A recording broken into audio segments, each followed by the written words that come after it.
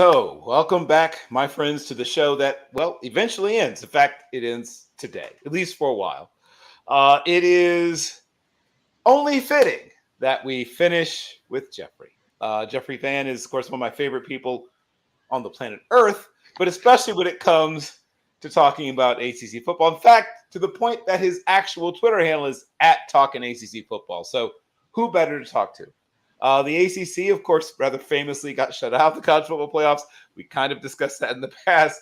We don't have to completely rediscuss or rehash that, but we do need to touch on what Florida State is doing, their future or lack thereof, in the Atlantic Coast Conference, and the transfer portal and how it's affecting both positively and negatively the Atlantic Coast Conference.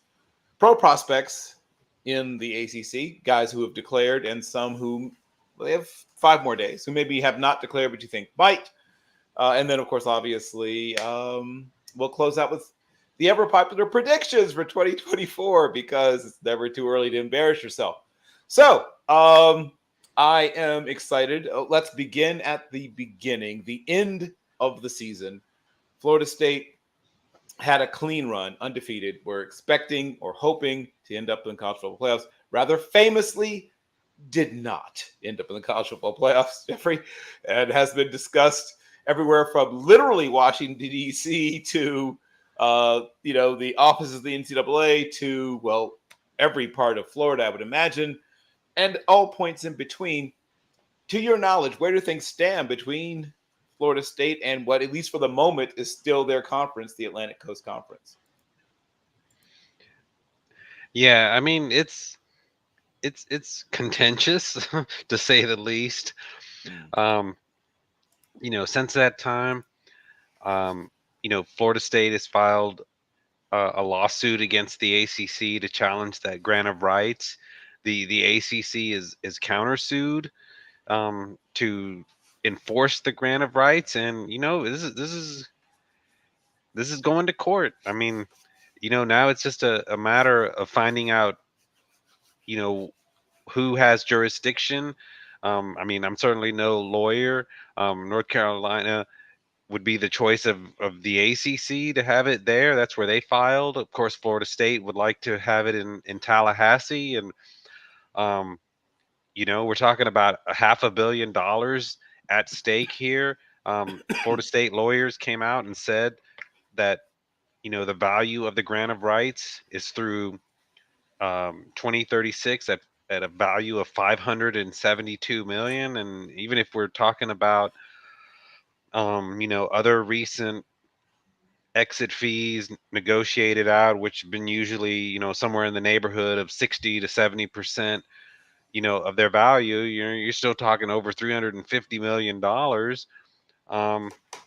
But some think, especially on the Florida State side, that they could invalidate the grant of rights. There's some discussion about how the ACC contract with ESPN is technically going to end in 2027 instead of 2036 due to an amendment of from the ACC about allowing ESPN to not renegotiate, but to extend the deal. So that could also play a factor into that they didn't necessarily maybe go to the other ACC presidents for a vote on having that done in 2021 versus 2025. And it's just all up in the air. But I mean, obviously it's very contentious. You have Jim Phillips trying to keep the conference alive, Florida State making it clear their desire to get out, and a bunch of interested parties waiting to see how enforceable this is going to be.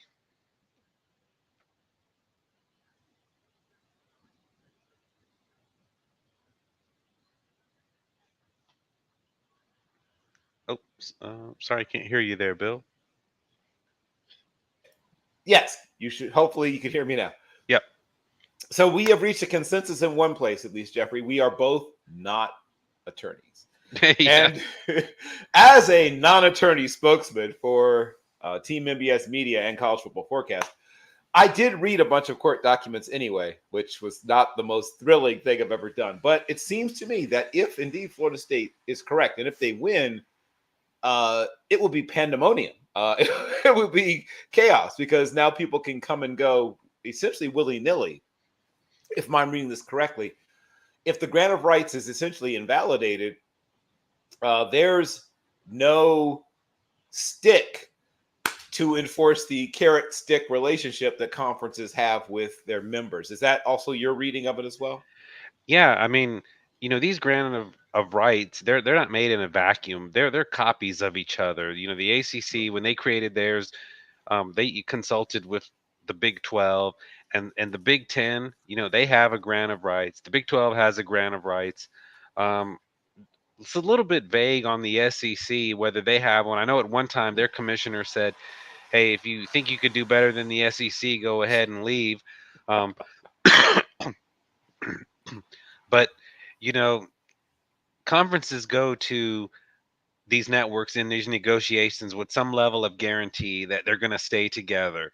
And I think what will really happen if Florida State is successful is not that it's just going to allow Florida State to jump, but it's going to allow whoever wants to jump from any conference to jump. And then what you'll really see is the acceleration of those 40 or so um, football brands, whatever conference they're in, pulling out because there's not gonna be anything to tie them to. So, not only is this, a concern if you have a conference that you want it to stay together, I think it's a concern for ESPN.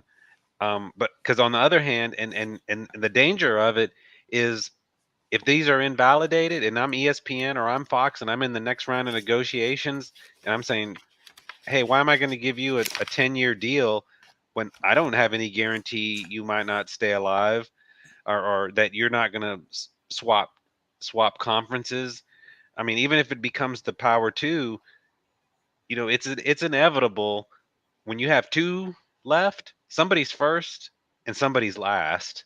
And if you're in Alabama and you're seeing yourself 10 or 15 million behind Ohio State or vice versa, you're going to be wondering like, hey, maybe it's greener on the other side, or maybe we don't need to be here. We need to catch up to, our competitor over there. So, I mean, this will have like really far-reaching effects beyond just Florida State making a move. Yeah, that's my reading of it as well. That this could potentially be not just the end of the ACC, but the end of conferences, at least for football purposes. Yeah, And that's what we sometimes forget. I mean, I know you talk about the effect this has on other sports, and I wrestled in high school and in college, and I'm imagining already. Hey, I mean, I'm at Rutgers now. There's West Coast teams um, in the conference. I leave practice on Tuesday or whatever. Go to I leave class. Go to practice. Try to get some sleep. Wake up at let's say 8 in the morning or whatever. Get on a plane for a quad meet on the West Coast. And we start wrestling at let's say 5 p.m. Pacific time. The meet goes until 9 something Pacific time. We get our stuff together, get on a bus takes us to the plane. The plane takes off at let's say 10:45 Pacific time. But by the time I get back to beautiful Piscataway, New Jersey, it's 2 a.m. ish Eastern time. I try to get some sleep immediately, hopefully, because I'm up at 7 in the morning for a workout and then off to class. Awesome. Gymnast, track and field. I mean, it's going to be, well, whatever. That's a whole other show, I guess, where I talk about how this is going to destroy the lives of other types of athletes. But for football, played once a week, it'll be a minor inconvenience. What will not be a minor inconvenience, of course, is the total breakdown of order as we once knew it. Yep. Television contracts invalidated, potentially. The last of the dying breed of regionality. I mean, we are already seeing almost the death of regionality in college football. I'm going to ask you one last question on this, and we'll move on to hopefully cheerier topics, sort of cheerier at least. So, in terms of the next move on the chessboard, Jeffrey, what do you think is going to happen next? And I'm not going to ask you to predict the outcome because, I mean, if you could do that, you'd be so rich that I couldn't get a hold of you anymore.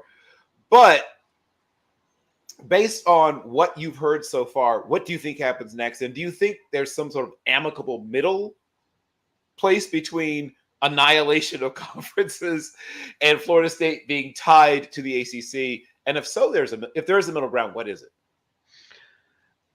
I think what's gonna happen is I don't think this grant of rights is gonna get completely invalidated. I mean, these documents were created by very smart lawyers. These are not new documents. Um, what I do think could happen. I mean, it's not good business for the ACC to have a completely disgruntled member in the conference. And you go to ESPN and you're trying to negotiate or talk to them about your conference, and it becomes impossible when you have one or more disgruntled members.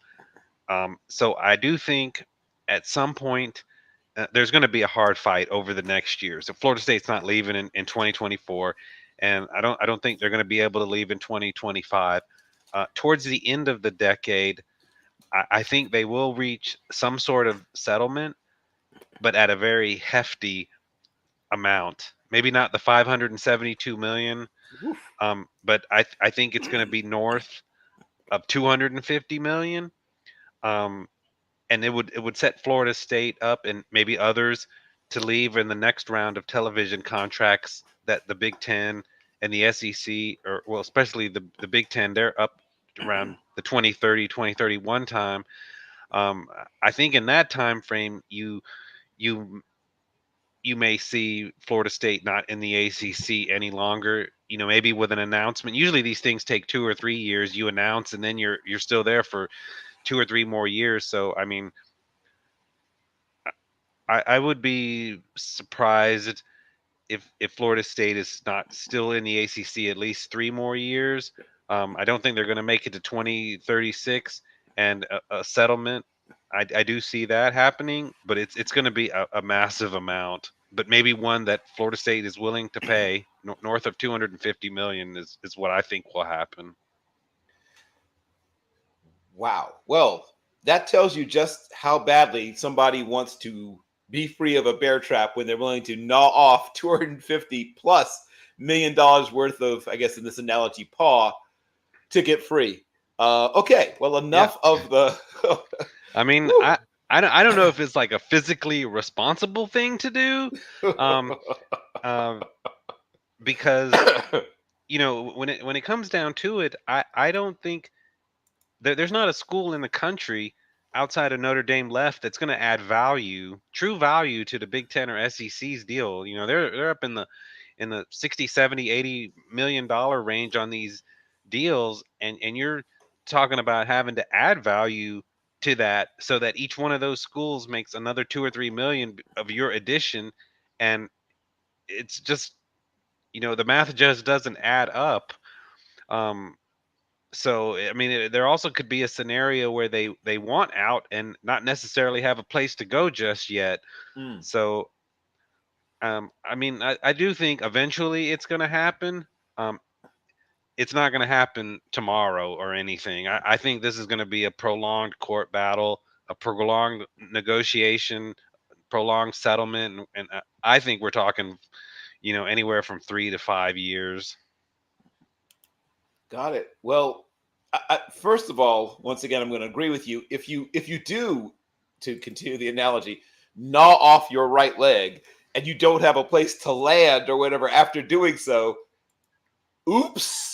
Like that seems. I would assume they must have something beyond just an exit strategy. I would assume they have a second move mapped out, or otherwise, yeah, that seems. Oof. I mean, you just have to look at like the realignment since 2010. I mean, you know, Maryland was the Mm, first leave school to leave the ACC. Not North Carolina, not nope. Florida State. not Right. Clemson. You know, you look at Missouri was the first program to leave the Big 12 after Nebraska. There were probably half a dozen other brands in the Big 12 that were probably bigger. I mean, it would su- mildly surprise me if another school was taken before Florida State, but it wouldn't shock me if, for example, Miami was picked up by the Big Ten or Hmm. went after, or Georgia Tech because of Atlanta, and already a lot of you know realignment analysts, I would say, look at North Carolina and Virginia as ahead of Florida State.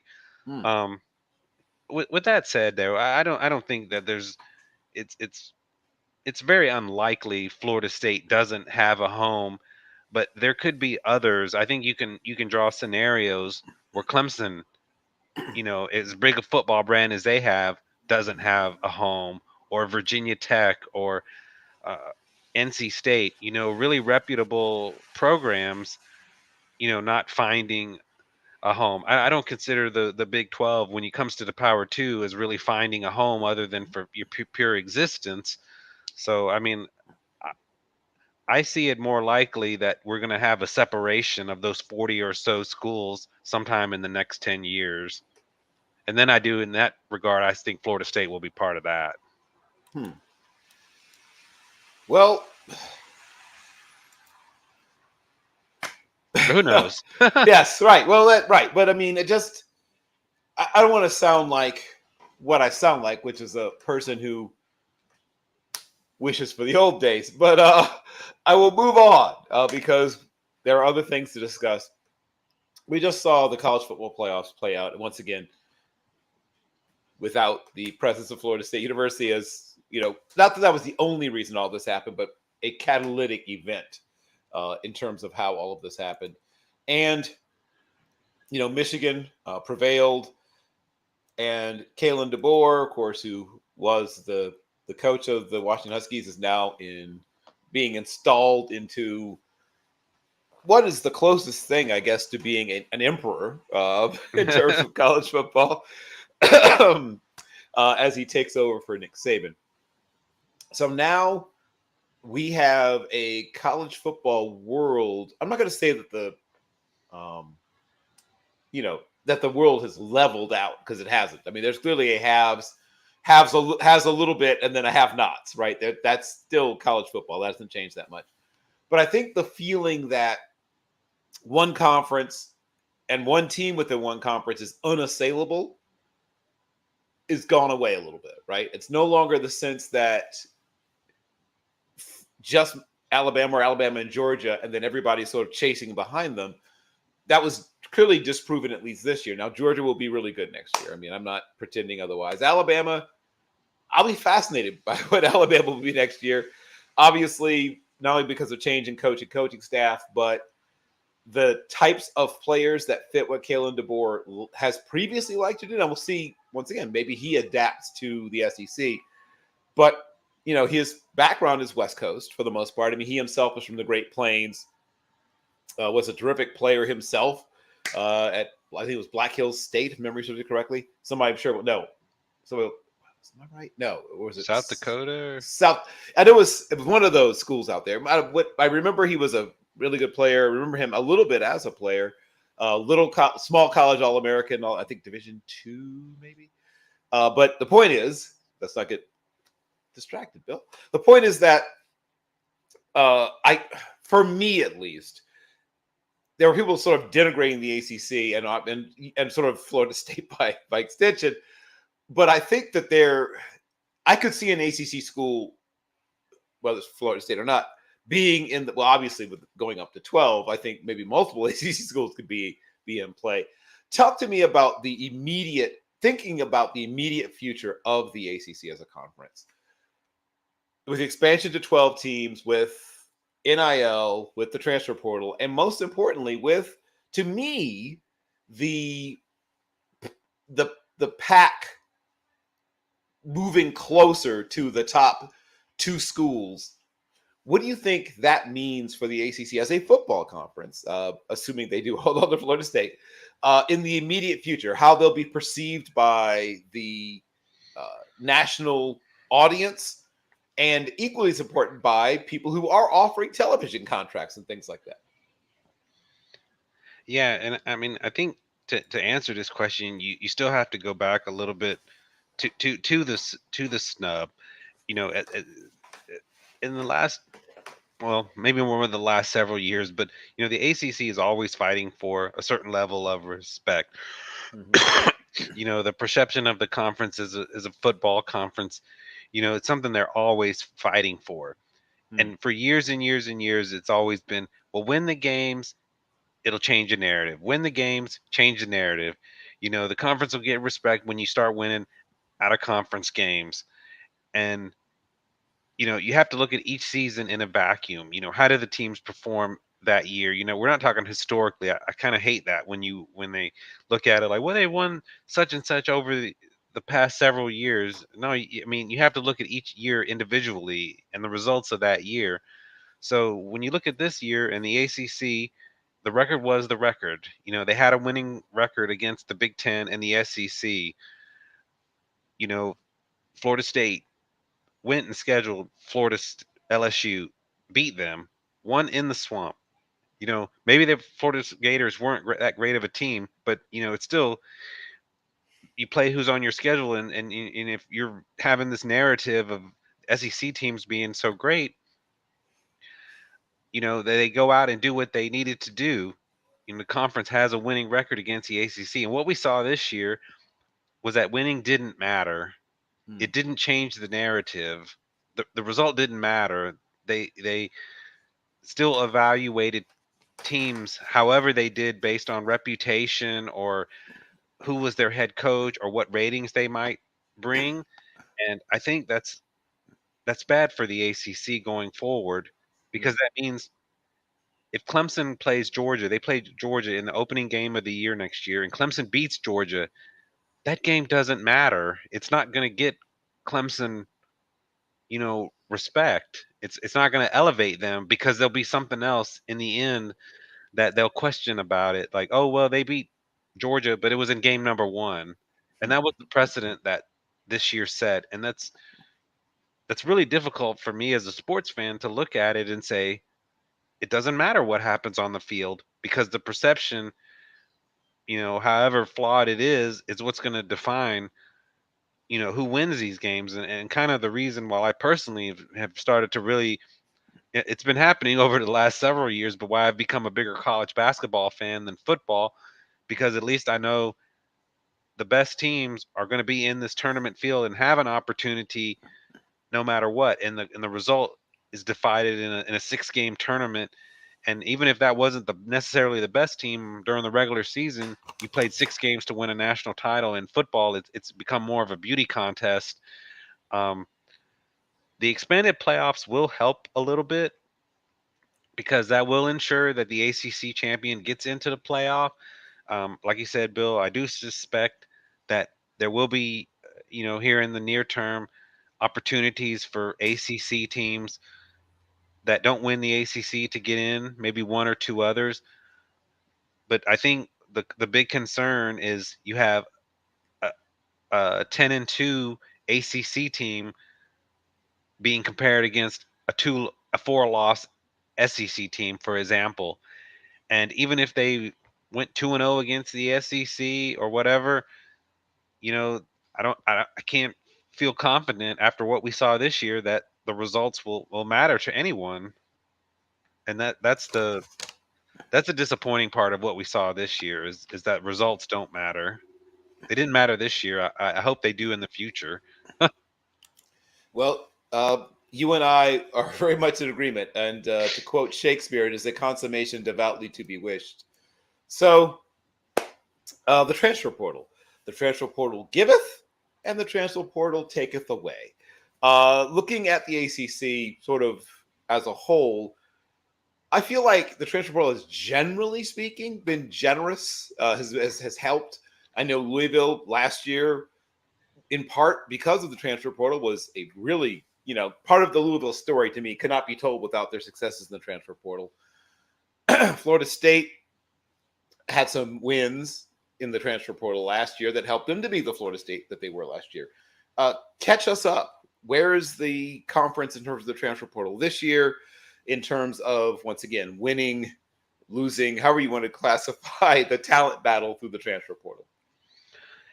Yeah, I mean, I don't quite follow the recruiting and the transfer portal as closely as you do, Bill, but there have been some notable ones, particularly Syracuse, Hmm. with Fran Brown coming there from Georgia, and he has just been on fire. Mhm. Um, I think one of the most stunning moves of the transfer portal season was, seeing him land the starting quarterback at Ohio State, Oh, Kyle Kyle McCord. McCord. Yeah. That floored the country. I mean, Fall Pinebaum was talking about it, and it's like you said, it does giveth, and it taketh away. And you look at the teams from last year who benefited from the portal. Georgia Tech picked up Haynes King from Hmm. Texas A&M, and he's now arguably the best returning quarterback in the ACC coming back from next year. First winning season for Georgia Tech since 2018, their first bowl win since 2016. And that's a program in rebuild mode and able to benefit from the portal with a recent transfer last year. And like you said, Florida State with some of their transfers, North Carolina, yeah, had the transfer, the benefit with Tez Walker, even though their season didn't turn out the way they expected. But NC State has done pretty well in the transfer portal. But right now, the shocking, um, surprisingly good start to Syracuse in the portal is the one that's left most ACC observers like, okay, keep an eye on what's going up there in upstate New York. Yeah, well, I did a video about Thomas Brown, and I tried to tell people, if they weren't already familiar with him, and once again, Jeffrey, one of those feel old moments for me. I have scouting notes still on him from Fran Brown, his days as a standout corner, all Southern Conference corner in his days at Western Carolina. So I liked him. I liked him a lot as a player. I liked him a lot as a coach. He builds strong relationships quickly. He's a natural rapport builder. And for those that have paid attention, he also is a really good defensive backs coach.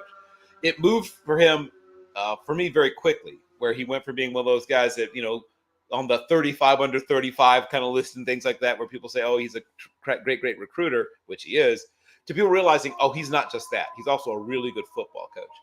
I think that they have a shot to be 500 or maybe a game above 500. And then the year after that is the year to really, to me, to watch Syracuse is the year after that. Let him get 2 transfer portal classes and a couple of recruiting classes, and then watch him go. Syracuse is going to be a handful to watch pretty soon. Yeah, and there was one more. I knew there was one I was thinking about that I was kind of surprised that ended up was Malik Murphy going to Duke Mm-hmm. from Texas. Manny Diaz, new coach there at Duke, taking over for Mike Elko. He's got a pretty good quarterback situation to work with now with Loftus, who won the bowl game over Troy, coming back. Um, and Malik Murphy, replacing Riley Leonard, who went to Notre Dame. Um, so Duke's, they don't look like they're going to fall off the track right away with Elko leaving. Diaz did pretty good in the portal. Well, that Malik Murphy going there was a bit of a surprise too. Right. And he's not, as you pointed out, a lot of people are sort of penciling him in. To me, he's not guaranteed to win that job, Jeffrey. Loftus looked good. They've recruited some other guys. So that's an interesting quarterback battle that Duke will have. Yep. And that's another program that I don't, as you said, they're not going anywhere. They're going to be 7, 8 to 9 wins, I think, for the sort of foreseeable future. And you mentioned sort of the way people perceive the conference, and Duke is a great example of trying to change people's perceptions of the ACC, right? It's a relatively small school in terms of enrollment. Obviously, legendary for basketball for a very long time. I mean, they were known as the basketball school even before Krzyzewski. And obviously, Krzyzewski sort of cemented that. And then, you have the relative success under Cutcliffe, and then Elko sort of pushed it up. And now I'm fascinated, frankly, by what could or should be happening at Duke. They, if Duke is a 9-win team, which is not impossible, right? And you just talked about the whole who gets in if there's a 8-win SEC or 8-win Big Ten school. If Iowa wins 8 games and doesn't look great but still gets to 8 wins, and Duke does what Duke does and continues to move forward. They have several players I like. They have a left tackle I like. I think that Graham Barton has a chance to turn himself into a pro prospect, which is where we're going to go next. Grayson Loftus, we just talked about.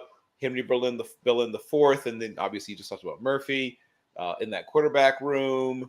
They've got good running backs between DeQuez Moore, Jalen Coleman, Peyton Jones, Travis Bates. Their defense isn't bad. I think Dwayne Carter is a guy that could be a pro prospect as of next year. They've got Al Blades Jr. of the Blades family Bladeses. I mean, all the Blair's Bladeses, Benny and Al, and what was the other one? Oh, there's another one. Benny and Brian Blades. Brian, thank you. Yes, Yep. yes. That's a program that I'll be watching with great interest. I'll put it that way. I'll be watching the next year. Oh, can Carolina regain some of its footing? They were some people had them as sort of their sort of speculative, sexy dark horse to maybe make it into the playoffs this past year. Obviously, that did not come to pass. Yeah, I feel like the window closed on North Carolina with not being able to take advantage of Drake May and Sam Howell being there to they were loaded offensively the last few years, and yeah, I think the window's closing on Mac Brown and North Carolina on there's other programs I think are rapidly improving. I think Virginia Tech is a program on the rise with Kyron Drones there at quarterback. I think Georgia Yep. Tech is a program on the rise. I don't think Clemson is necessarily going away. We haven't talked about their transfer portal. They, Yep. they are trying to embrace it, but I think they're about 2 years behind everyone else because they haven't picked up anyone of significance. But their 5-game winning streak says at the end of the season says, hey, we might not be competing for national titles, but we're still a legitimate top 20 program. So yeah, I think North Carolina had their window closed, and their other programs coming up and still maintaining. Florida State, I don't think they're going 13-0 next year, but they're still going to be pretty strong. They got DJ Uyangale for Mhm. ACC fans coming back, which um, I was looking at that like if Florida State had landed Cam Ward out of Washington State, I'm like, Oof. okay, they got a chance to be a semifinal type team. Um, if I'm a Florida State fan, I'm a little more skeptical of DJ. He could be great. He could be great. Not gonna say he's not, but he's got a little reputation to overcome on playing the quarterback position. So we'll see how that works out. Yeah, here's what I will say in his defense. While he wasn't setting the world on fire, he improved He last did. year. He did. So we'll see if that's sustainable. It might be. Okay, let's talk pro prospects. Obviously, there are some players that still may declare because there's a few more days left before the cutoff date. But of the guys who have definitely declared, tell me about some of the ones that you think are the most intriguing pro prospects coming out of the ACC this year. Yeah, I think. Well, Will Shipley Mm. there at Clemson preparing for the draft. I think he's an intriguing prospect. I'm not sure he lived up to his 5-star rating coming out of high school. Um, but um, he's going to be someone that you look at maybe in the third or fourth round. um, and wonder, hey, he could he be a guy that, um, comes in a later rounds, and he's got some pass catching ability. It was just kind of a scary in the bowl game, though. It looked like he was going to get hurt in that game, and then it turned out that it it wasn't such a serious injury, which right there, I made me think, oh man, all these opt outs, um, all these opt outs that you have there, and here someone got hurt who played in the game, but thankfully he was okay. I think he's an intriguing prospect. Um, of course, Drake May is going to be one of the top draft picks coming out of North Carolina at quarterback. He has all the tools, can make all the throws. He's probably going to be a top 5 or 6 pick. Um, Tez Walker there at North Carolina really showed a lot of athletic ability playing the wide receiver position.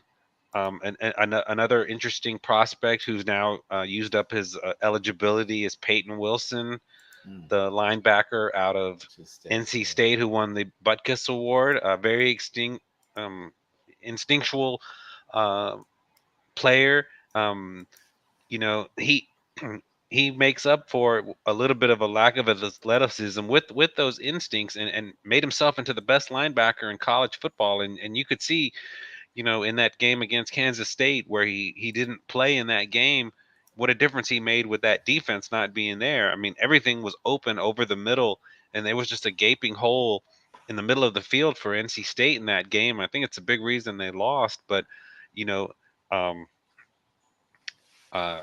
Peyton Wilson kind of can be that player in one of those rounds that can get on a team, and we'll see how he can do. I mean, he's leaving NC State as one of maybe the best linebacker they've ever had in their history. Wow. Okay, that's saying a lot because they've had some pretty good ones in their past. Yeah. And yeah, but he's right. He had a very distinguished career. Are there any people use the term under the radar, underrated? Are there any guys that you think maybe people aren't talking enough about that have a chance to have long, successful NFL careers that maybe aren't like I said, like Drake May? That's a guy that everybody talks about, and all those receivers out of Florida State. Coleman and Yeah. Yeah, those will be high Wilson, and draft choices too as well. right. Who else? Is there someone else that maybe isn't being discussed as much or as often that you think has a chance to have a solid NFL career? Yeah, one guy I'm you know I think he'll also be a little bit under the radar because he played with so many great players. Is the Wiggins um, defensive back at Mm, Clemson? Um, Nate, Wiggins, sir. yeah, I think he really improved over the last couple of years, and um, I mean he was approaching being, he was their best corner, um, and he's someone who I think is still has even more room to get even better. He's one guy who he'll be like a top 4 round draft pick, but Mhm. he's not on the tip of everyone's tongue as one of these like a Deion Sanders shutdown lockdown corner, but that could develop into a very quality defensive back in the NFL. So he's definitely one guy I'm thinking about. Um, at that level. A couple of other guys that could be under the radar as like late draft picks or unsigned free agents. You've got the Dante Smith kid out of Georgia Tech, Mm. who really was there for a long time, but he showed good flashes under a new offense this year with Brent Key. Um, he showed some speed, a lot of tough running. He's a guy I think can make a roster in the same way that they had a player a few years ago who plays for the 49ers now as a backup. That was a little bit under the radar, Jordan Mason, Hmm. and I think Dante Smith is someone that hardworking kid, um, played didn't even play the most of the beginning of the year, um, due to they never really quite said why he didn't play much at the beginning of the year, but once he got onto the field, I mean, he was the difference maker in the upset against North Carolina State. Um, so that's another under the radar player I'm thinking about. Yeah, no, that's a good one. That's a good call. Okay, so let's spin the crystal ball a little bit forward and talk about 2024. Beyond all of the other stuff we discussed that will be hashed out in courts and things like that, Yep. let's talk about things going to happen on a football field in 2024. How do you think things will play out for both the established or reasonably established members of the conference, and then of course the new members of the conference? How do you think they will do? So you don't have to go through every single program and give me a prediction, but at least who do you think the top, let's say, five programs in terms of, with, they don't have to be in a particular order of finish, will be next year in the ACC in terms of how they'll finish? Well, the teams that I think, um, that were from the middle of the pack this year, that can have a lot of optimism going into next season, all had the same showed the same thing in their bowl games, and it was a returning quarterback, a talented returning quarterback, and we already mentioned him, Virginia Tech with Kyron Drones, Mm-hmm. and they have a very favorable schedule. If there's a team that has an opportunity to have a Louisville type season next season, I could see it being Virginia Tech. Georgia Tech has a more difficult schedule, but they're also returning at quarterback with a very talented player in Haynes King. And they opened the season with Florida State in Ireland, and that is a extremely intriguing game because Georgia Tech may have the best offensive line returning in the ACC. And if you don't believe in that offensive line, go back and watch that game against Georgia. Um, they pushed Georgia all over the field with their offensive line, running for over 200 yards on that Kirby Smart defense. You just don't do that against Georgia in the last 3 or 4 years and run on that front four. And they pushed Georgia around. Now defensively, Georgia Tech's got a lot of issues, um, but that offensive line might be the best returning unit in the ACC. Boston College with their quarterback Castellanos, that he was a transfer that came in. They won their bowl game, surprising win over SMU. Those are the three teams that could be like your dark horse teams, and you're still challenging the Clemsons and the Florida States because they've recruited well. Cade Klubnik might have had a coming of age drive against Kentucky, and Mm. we always say bowl games don't matter, and they are meaningless more or less, but sometimes they do kind of give us a peek into what teams will look like next year. And he struggled that game, and he struggled, I would say, at times this season. But he put a drive together in the final 2 minutes that was probably the best drive a Clemson quarterback has put together since Trevor Lawrence was there. And that could be an enormous boost of confidence with Klubnik going into next season. They've recruited well at wide receiver. If one of those guys steps up and Clemson can stretch the field, um, they could be really, really good. They have some really good returning talent on the defense. Um, the Parker kid, Peter Woods, they've got some talent coming back, and Wes Goodwin really stepped up as a defensive coordinator this year. I thought he had big shoes to fill with Brent Venables Mm. leaving, and last year he struggled, seemed a little overwhelmed at time, but he really, developed, I thought, as a coordinator this year. And Clemson, they opened the season with Georgia. Um, even though I'm still skeptical of the games mattering, you beat Georgia, you still beat Georgia. You're gonna catch some attention at least. It may not matter by game 13, but in game number one, you'll have people's attention if you do that. And honestly, I think it's probably a little bit too tall of a task for Clemson to win that game. But I mean, a good showing, um, would make them maybe the ACC favorite for next year. Florida State has a ton to to replace though, and I think the cupboard is not bare. But I mean, going into the season, DJ Uyunglele is a step down from Jordan Travis. It's Hmm. just no other way to say it. And maybe he turns out to be great. I'm not saying he is talented. He's got a rocket for an arm, Hmm. a cannon. Um, but that's going to be a lot to replace for Florida State. And that opening game against Georgia Tech will not be a, a picnic. The other program I think to keep an eye on is NC State. I think Dave Doran has really got them on a firm foundation. I mean, they're pretty much locked into 8 or 9 wins a year, and you definitely can't sleep on them. Louisville, it would be a little bit tough to see them matching what they did last year. Um, but Brian Brom did a really good job his first year, so you don't want to write them off. And then if you look at the teams coming in, I think SMU is the most intriguing.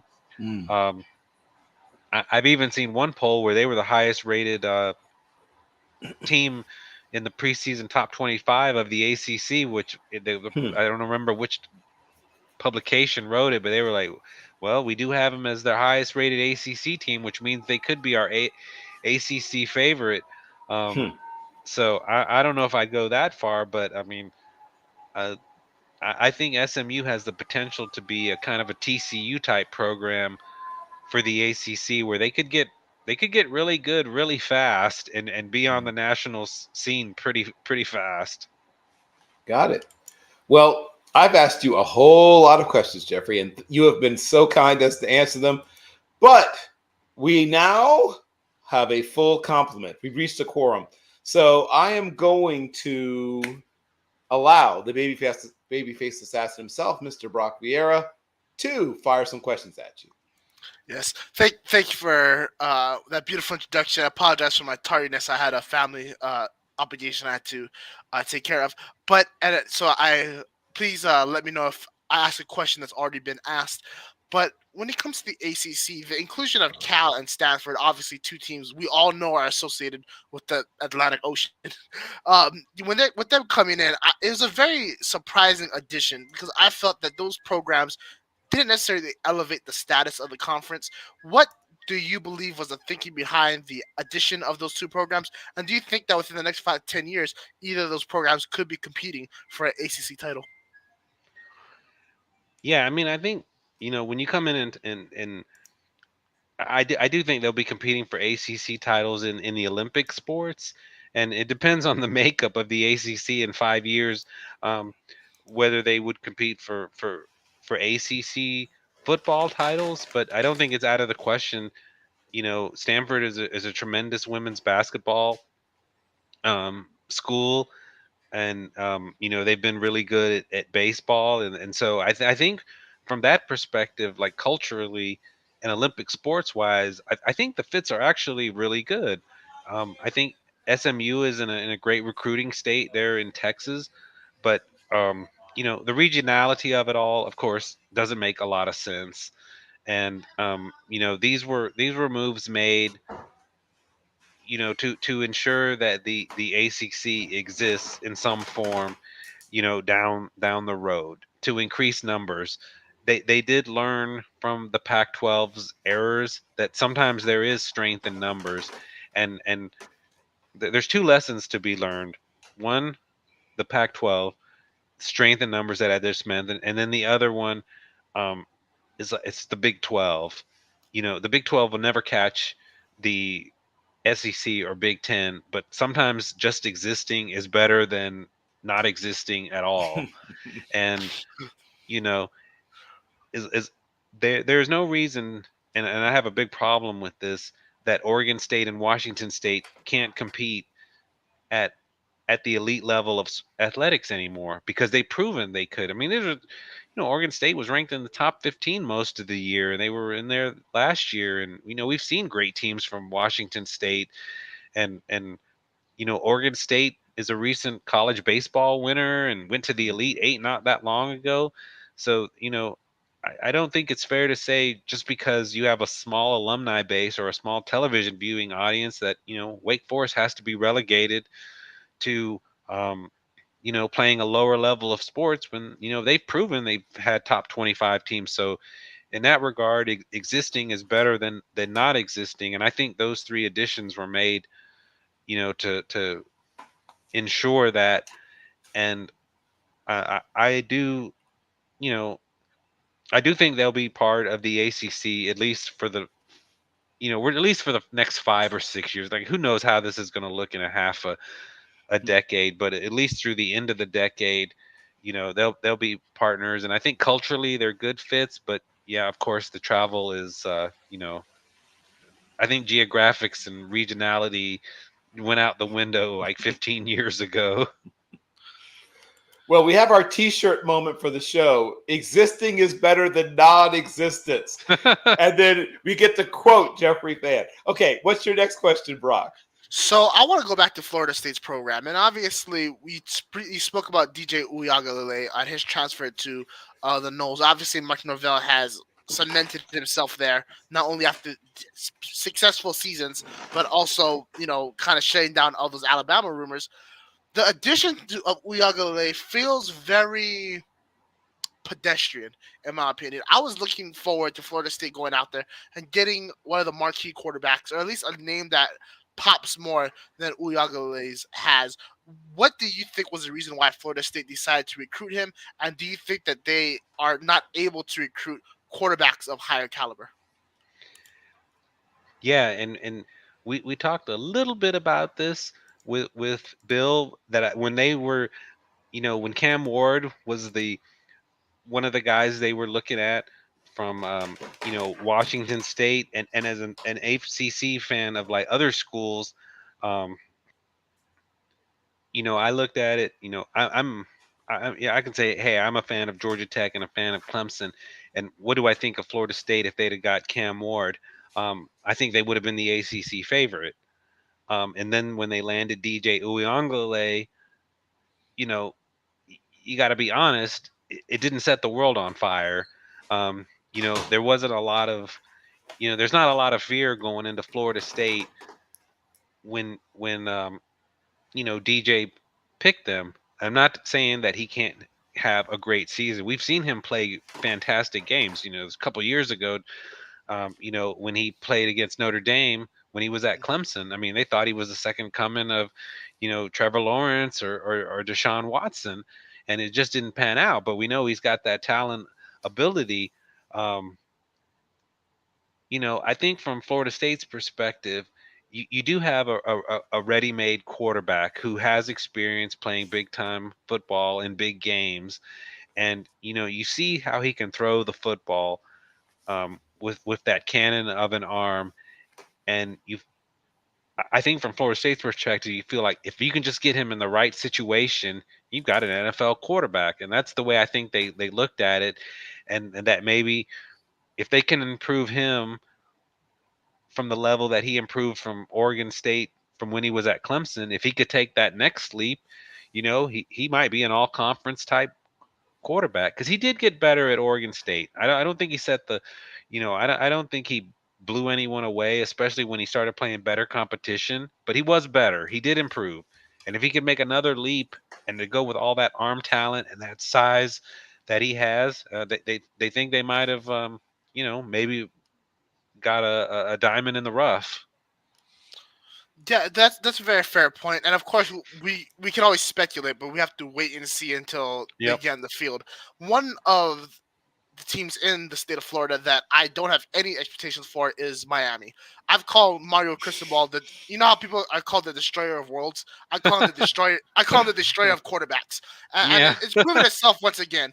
Do you think there's any hope for the Miami faithful that he'll be able to turn this program around? Because I thought that his opportunity was there last season, and then obviously the Georgia Tech non-kneel down happened, and I just don't believe that there's any hope for him anymore. Do you have even a slightly better outlook, or do you agree with me? I think there's a healthy concern at Miami. Um, we talked about the bowl game results, and you kind of want to get a feel for how teams will look going into next season. There was nothing out of Miami in that game against a fairly, I wouldn't say below average Rutgers team, but a Rutgers team that Miami had more talent than they did, and Mhm. they really got pushed around in that game. There were still more weird decisions from Mario Cristobal, and there's just not a lot of optimism there. I mean, he's still managing to recruit well, but you know, like you said, that the Georgia Tech was just an absolute debacle, and I actually found that one you had the kneel down, but then Georgia Tech scoring with 23 seconds or 22 seconds and no timeouts, driving the ball 75 yards, and was just a complete debacle of a finish there. And Cristobal, when he was at Oregon, he struggled with his quarterback there. He has the I can picture his face right now, but I can't think of him. He's quarterback in the Chargers right now, and Justin everyone Herbert. said, yeah, Herbert, Yep. Justin Herbert, and everyone said, hey, they held him back, and then he has Van Dyke at quarterback, and um, he's transferring out. So I think year three is critical for Cristobal. I mean, there's talent. There's some talent there at Miami. They should not be going 7-6. They should have had no worse than an 8-4, 9-4 type season this year. Yeah, I couldn't agree with you more. The problem that I have, at least troubling with Mario Cristobal, is that we've seen him fail at the same things repeatedly, and now those failures have transferred from Eugene to Miami. Herbert is one thing, but they were able to kind of remedy that by winning the Pac-12 championship and also the Rose Bowl. But at the same time, a lot of people doubted his NFL potential because of how he was held back at that university. Keep in mind, I believe he lost to Washington State like 4 years in a row for like the first time since the '80s since that happened. Just to kind of go about that, he has his brings everything to Miami, right? These coordinators, he's talking about bringing all these old Miami Hurricanes back into the program. He brings Aaron Feld with him in the strength and conditioning. Wait, is there a single reason why it just has never clicked for him, or is he just kind of lost in space, or what are your thoughts on that? Ooh, that's a really good question. You know, there was even with that the finish at Georgia Tech, people were bringing up like this happened before, and they show the highlights of Oregon.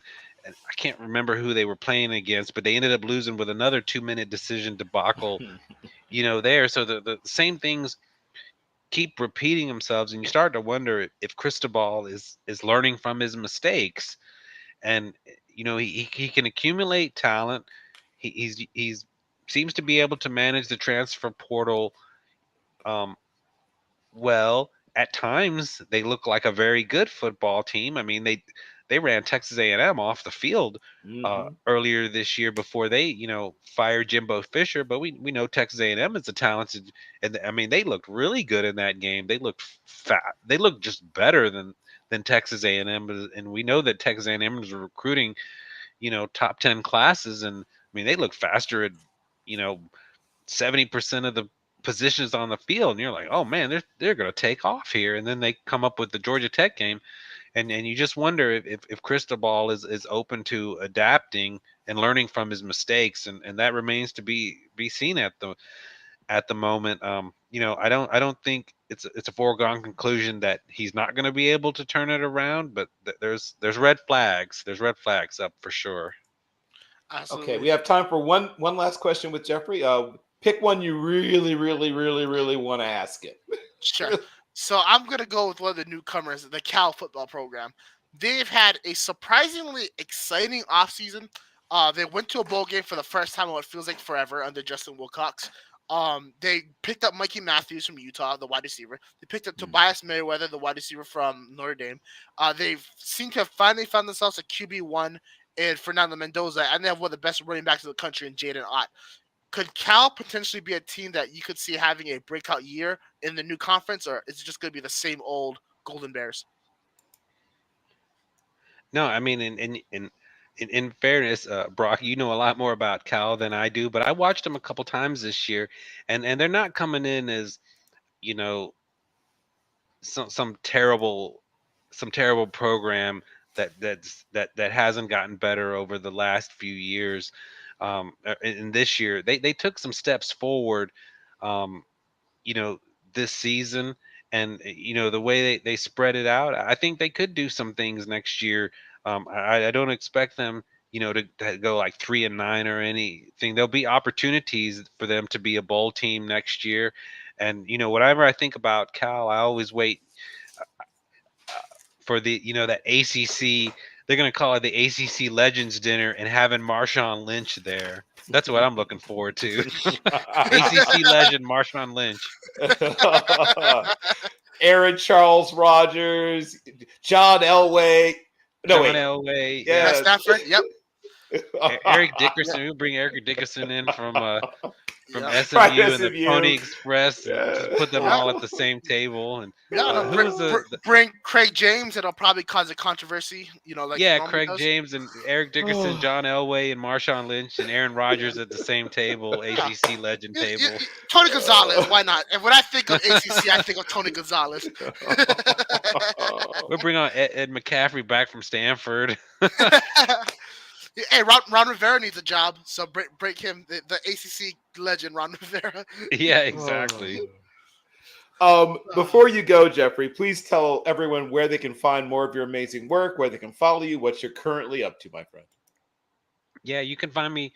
We're getting into college basketball now. So it looks like Duke and North Carolina, are trending towards being top 2 and 3 seeds. Shocking. Yeah. So you'll find me tweeting on basketball at Talking ACC Sports, and still looking at what's happening when the spring practices get going there. I blog at allsportsdiscussion.com, and we do a weekly podcast with my co-host ASD_Hokey Smash. His name's Matthew. He's Virginia Tech grad. So, Okay. we're looking at ACC basketball during the week, and of course, we'll keep our eye on the lawsuit that's going on. But for 2024, it's going to all be the teams that we know about, and realignment and all that it's part of the deal now. But we're not going to go nonstop on that. You can only talk about that so much. Of course. Yeah, I think we talked about it enough, at least for the moment, until something else happens. Yeah. Jeffrey, I cannot thank you enough for joining us. It is always a thrill, a pleasure, an honor, and a privilege.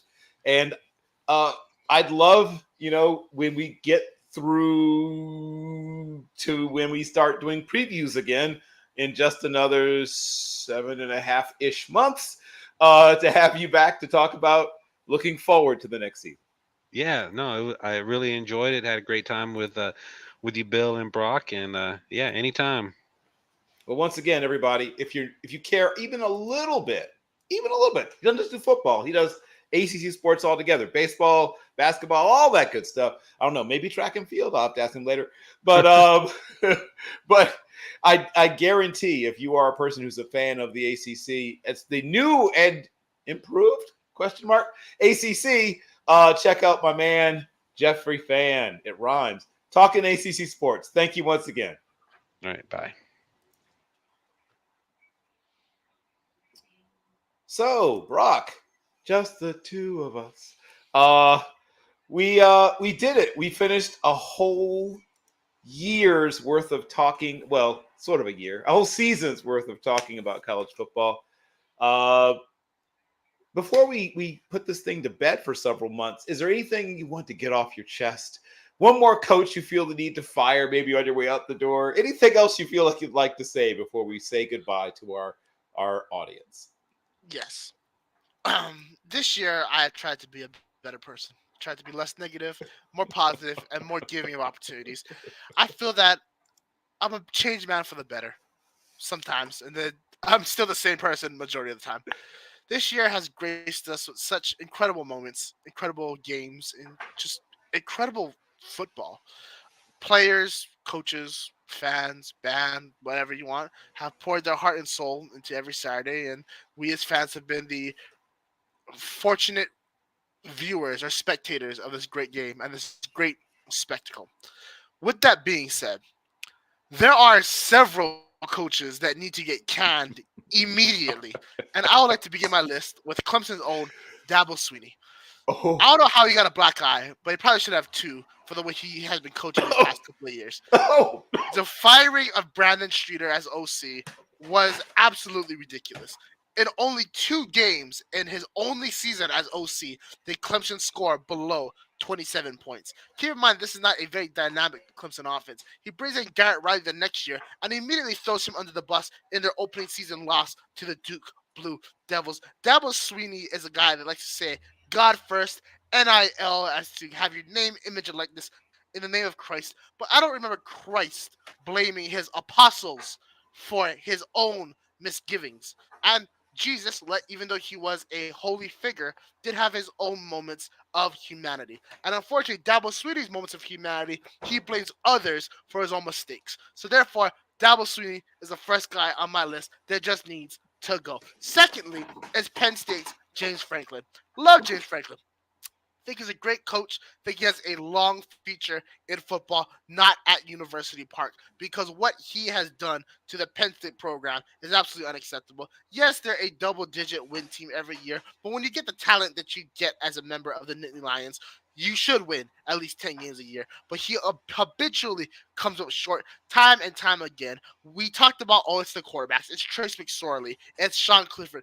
And now we have a guy in Drew Allen who is an absolute young stud in this great game. He had 2 great running backs, first-round offensive linemen, some really great defenders, a first-round defensive lineman. And you know what he does? He loses. Again, James Franklin, you got to go. Going out to the Pacific, Washington State, Pullman, the property with a Palouse, Jake Dickard, what you did this year with your wide receiving core, and Cam Warren. Quite frankly, what you've done since you were made the number 1 guy in Pullman has been unacceptable. You need to go.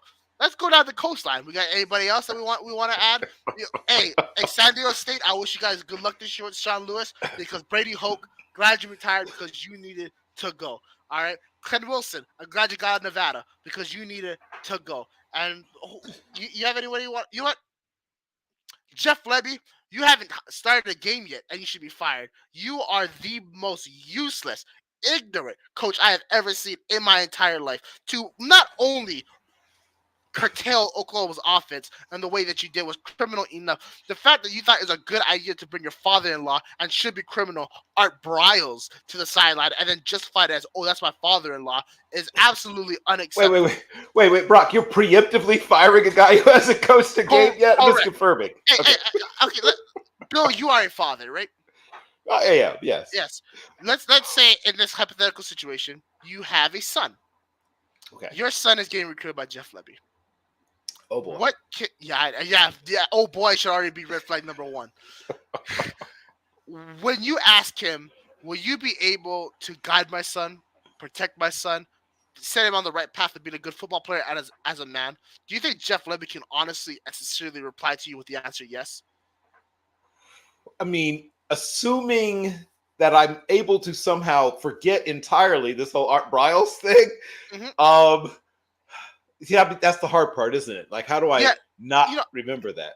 And the problem is, there's a lot of times where you're in a program, but things are kept privy from you as a position coach.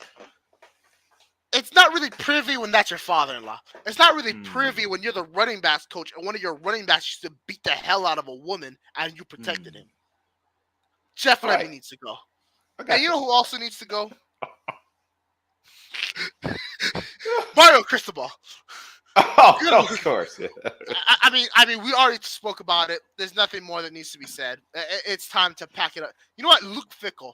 If you don't improve from year 1, you need to go. What I saw you turn Wisconsin into was absolutely unacceptable. You had a stud at running back in Braylon Allen, and you turned him into a mundane football player. Absolutely unacceptable. All those offensive line recruits used to go Wisconsin. You know where they're going to go now? Iowa, because at least Iowa can develop offensive linemen and actually block downhill instead of this pansy, finesse. No, power O. Let them boys go and hit somebody. Luke Fickell should be fired. I could stay here all day. Just go through the list of people that need to be fired. Luke Fickell gets 1 year, huh? Go back to Cincinnati. You know what? Scott Satterfield now he brings Cincinnati. I don't know if he's fired yet, but he should be. All right, horrible coach. So you're not only are you firing coaches, but you're sending coaches back to where they came. It sounds like you need to be taught a lesson that just because it worked here doesn't mean it's gonna work here. You know what I'm saying? Ah, With that being said, that was a cleansing moment for the it show. was. I need to get that off my chest. With that being said, I want to thank everyone for watching. I want to thank all the good coaches in America for all the Yes. great work that they do, all the players for the sacrifices that they make, what they put their bodies, minds, and souls through every Saturday and throughout the week, through off-season training, so on and so forth. I appreciate it. For Nick Saban, happy trails. You didn't win my, national championship bet, but who's counting? But I would have really appreciated it if you could have beat Michigan and also won the national championship. My bank account would have been looking a little bit nicer. But hey, incredible career. 6 national titles at Alabama. One surprisingly no one talks about national title at LSU. LSU, right? Yes, great tenure at Michigan State. Had that really one good year, I believe Toledo or Kent State, right? Kent State. Yeah, Kent State. Incredible career. Happy trails, even though I have a feeling that coaching isn't quite done for him yet. I think that he's going to go to a G5 school, possibly somewhere tropical, Hawaii. And Hawaii. I can't wait to see him with the lay around his neck and the Hawaiian shirt. Going to be the That most screams Saban. That screams Saban. Of course, that's exactly the right program for him. Yes, and I'm just looking forward to another great year of college football. With Yes, that being sir. said, I would take one last opportunity to end this show on a little bit of a somber note for me personally. The reason I was late today to the show is because my grandma passed away this Oh, afternoon. I'm so sorry. It's all right. It was a long time coming. We got the gift of knowledge that it would be here, and you had the chance to grieve and process properly. I just want to take a moment to recognize her. Her name was Dorna. She was an incredible woman. She was born in the 40s. She overcame tremendous obstacles from her personal life and also built in society. She has lived through moments we read about in history, and she has achieved things beyond anyone's wildest dreams and will always be an example for me moving forward. With that being said, I believe that life does not end at death, and even though those who have departed will live on through you, as I'm sure many people in the world, especially the world of college football, have had to endure the pain of losing a loved one, but also are enduring and carrying on their legacy. So, for all those who we have lost in this world, and all those we have lost in this great game, for the legacies that they leave, for the power that they hold, for the true aura of who they are and the aura that we carry on through ourselves. I love her. I love this game. I love everyone who plays it, and I will continue to talk with incredible sincerity and honesty in the same way that these players and coaches coach and play with it. Thank you all for watching, and I can't wait to do this again with you. And I can't wait for draft season. Yes. Well, for me, it is officially draft season. I'm going to start doing mock drafts this weekend, my first one. Brock, my most heartfelt and sincere condolences. I know how much you loved your grandmother, and I know your grandmother is still with you in a different shape, form, and fashion, and will be with you all of your days. I feel a very deep connection to my ancestors, including some I've never met. I come from a family of storytellers. Shocking, you would never guess that, would you? And I have ancestors that some of whom I met, early on in my life, and some I never met, but I still feel their presence in my life. If you ever need to talk, I'm here. We are connected through this thing we do, through this thing we love, but we are connected beyond that as well. So if you ever need to talk or just want to remember or whatever, I'm here for you. On behalf, as I try to make an awkward transition, on behalf of Team MBS Media, on behalf of my co-host, who I love, that young man right over there. It's getting a little emotional here. But this young man I love, Mr. Brock Vieira, the baby-faced assassin, who has a big old heart. On behalf of all our guests, Jeffrey Fann, our friends of the show, like Josh Keatley, who needs to come back early next year and defend his title. Donovan James is breathing down his neck, hard down his neck. we'll bring back David to talk about Colorado football. I talked to David Neal recently, and they're excited again because, they get to talk about their football program, which they didn't want to talk about for about a 10-year period. Now they want to talk about it. So, good things may be happening there, and lots of other of our guests. All of our guests are near and dear to me. But on behalf, once again, of Team Base Media, I want to say, first of all, my love to Dorna as well. She is important to me because she's important to you. But on behalf of everyone connected with the show, on behalf of Team BS Media, and thanking all of our guests, all of our watchers, we are out for the next several months. Everyone, think about the fact that there's people who love you, and give that love back and multiply that love, because we're all on this little spinning marble in space for only a certain amount of time. Yes, And and so, yep. if you don't mind, I'd like to say one last thing. Please do. In this time, it's been revealed to me that by the grace of the good Lord and how he's surrounded by good people, we have been given the goodness that allows us to be great. And I will forever be guided by the spirits that have passed on and the spirits in me. Having the opportunity to do the show with you, Bill, has been one of the true blessings in my life. I thoroughly enjoy doing this with you every Friday, but not as much as I enjoy our personal phone calls, shooting the shoot, and just just having the opportunity to spend good time with good people. And thank you for your very kind words. They mean a lot to me. Well, like I said, I do love you. I love you like my Polynesian nephew. That I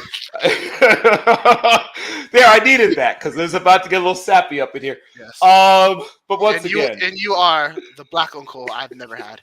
Yes, that's the T-shirt. Okay, we have two T-shirt moments: Black Uncle I Never Had, and then existing is better than not existing. Thank you, Jeffrey, for that moment, because I am definitely going to get that T-shirt made. Once again, as I said about 4 different times, on behalf of everybody connected to the show, all of our guests, all of our watchers, all of our everythings, take care, everybody. Like I said, you are loved, and we love this game. We will see you again in several months.